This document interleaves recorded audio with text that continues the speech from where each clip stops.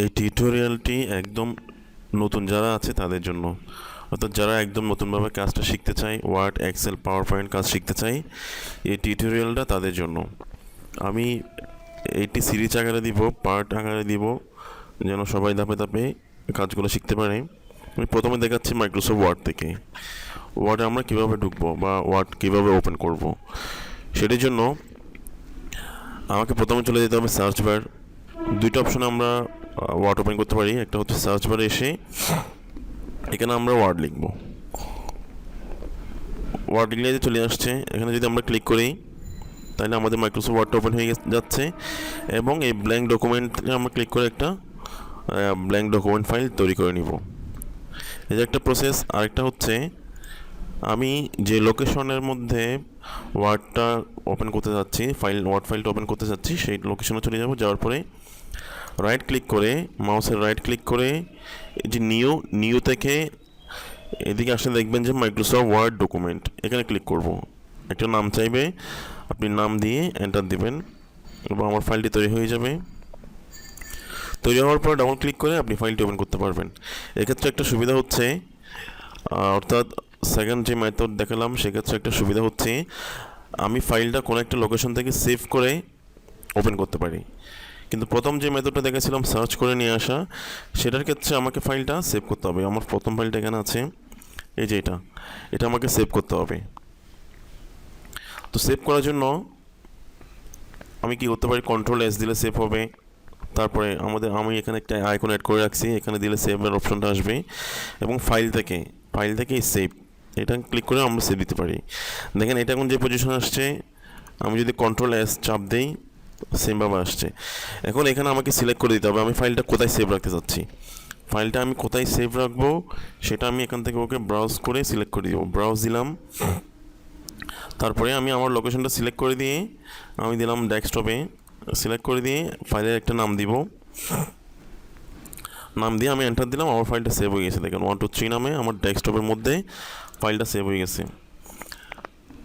এই যে ফাইল, এটা আমার এখানে সেভ হয়ে গেছে 1 2 3। আমি এটা ডিলিট করে দিচ্ছি। এটা যেহেতু ওপেন আছে ডিলিট হবে না, ট্রাই এগেন। হ্যাঁ, এটা ডিলিট করে দিচ্ছি। আমি এখন এই ফাইলটা নিয়ে কাজ করব। তাহলে ফাইলটা এখানে আমার আছে। এখন আমি প্রথমত আজকের ক্লাসে দেখাবো কীভাবে টেক্সট ফরম্যাটিং করতে হয়, বা কীভাবে font size, font style, font colour, তারপরে এই ধরনের কিছু ছোটো বিষয়গুলো আজকের ক্লাসে আমরা দেখাবো। তো পুরো যে ওয়ার্ডটা দেখতেছেন এটা হচ্ছে আমার পুরো ওয়ার্ডের লেআউট। উপরে যে হোম, ইনসার্ট, ডিজাইন, লেআউট এগুলো আছে, এগুলোকে বলা হচ্ছে মেনু বার। তারপর এগুলোকে সাব মেনু বার বলে। আর যে কার্সরটা লাফাচ্ছে, এখানে আমরা মূলত কাজটা করব, যে কাজটা করতে যাচ্ছি সেটা লিখবো এখানে। এটা হচ্ছে আমাদের পেজ, অর্থাৎ আমরা এটা বডিও বলতে পারি, পেজ বডিও বলতে পারি। আমার কার্সরটা যেখানে লাফাচ্ছে সেখান থেকে আমার লেখাটা শুরু হবে, দেখতে পাচ্ছেন এটা। এখন আমি একটা র্যান্ডম টেক্সট নিয়ে নিব। এখানে হচ্ছে আমরা জুম করতে পারি, এই যে জুম আউট, জুম ইন, কাজের সুবিধার্থে আমরা আমাদের মতো জুম করে নিব।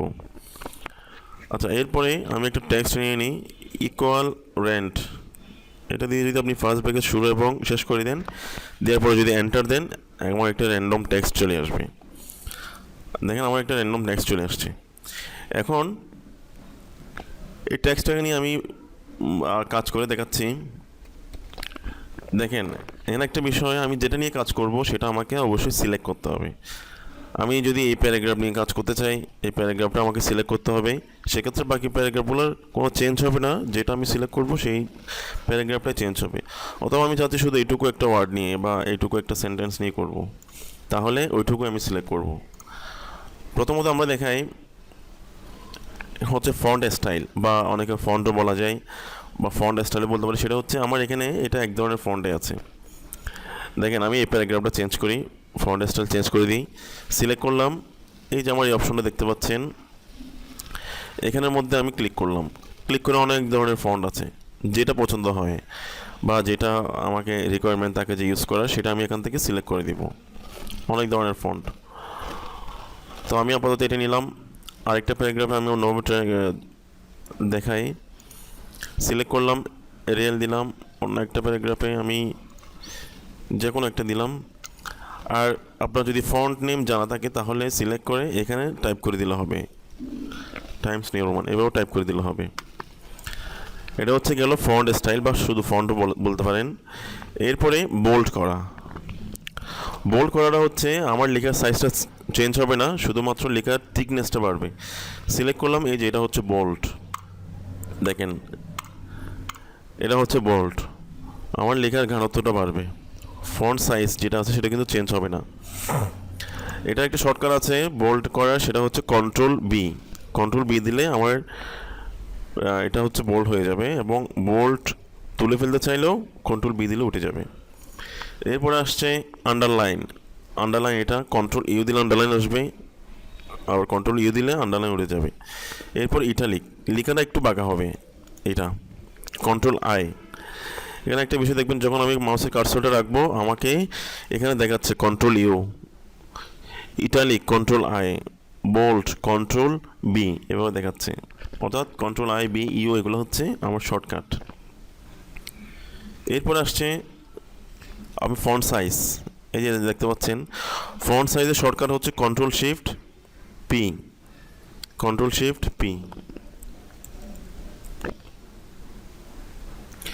কন্ট্রোল শিফট পি দিলে এটা আসছে এখান থেকে, এই যে এখান থেকে সাইজ দিতে পারেন, এখানে আবার ফন্টও আছে, স্টাইলও আছে। তো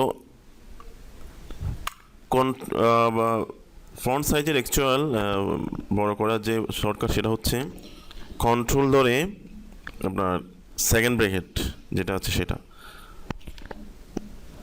বড় হচ্ছে।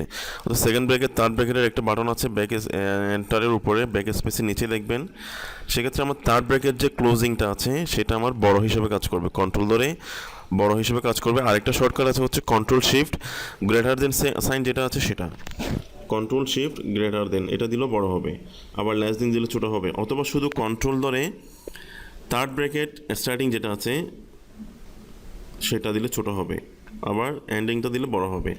বেশ কয়েকটা শর্টকাট আছে, এখান থেকে দেখতে পাইলেন। এটা হচ্ছে ফন্ট সাইজ বড় ছোটো করার। আবার যদি আপনাকে কেউ নির্দিষ্ট সাইজ বলে দেয়, যেমন আমার এই টেক্সটটা এইটুকু প্যারাগ্রাফটার সাইজ হবে ধরেন 15 বললো, 16 বললো, সেক্ষেত্রে এখানে যদি আমি দেখি এখানে 15 নেই, 16 আছে। 16 হলে সিলেক্ট করে দিতে পারতেছি, কিন্তু 15 তো নাই। সেক্ষেত্রে আমরা এখানে এটা টাইপ করে দিব, এবার 15 লিখে টাইপ করে এন্টার দিয়ে দিব, আমার 15 সাইজ হয়ে গেছে। দেখেন এখানে আসলে দেখাচ্ছে 11, এখানে আসলে 15। আমরা এভাবে সাইজ দিতে পারি। এরপর একটা আসছে ফন্ট কালার। ফন্ট কালার হচ্ছে আমার এইটা, এই জিনিসটা হচ্ছে আমার ফন্ট কালার। এখান থেকে যে কালারটা পছন্দ সেটা সিলেক্ট করে দিতে পারেন, সিলেক্ট।